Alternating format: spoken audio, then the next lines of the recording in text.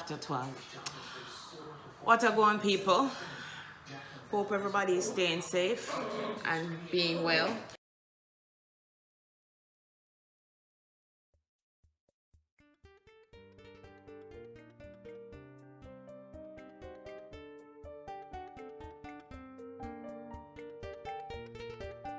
So now we're going to make Creme Chantilly, which is a fancy name for whipped cream. So I have chilled my bowl, my whisk, and the whipped cream, of course, was in the refrigerator.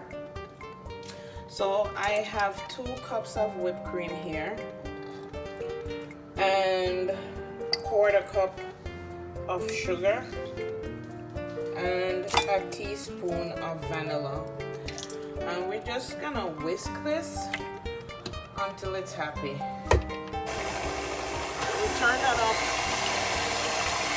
I have it on between a 4 and a 6 here on my mixer. So I'm just gonna let it rip. I think that's sufficiently mixed. So when we take it up like this, it's supposed to hold up. So here we have it.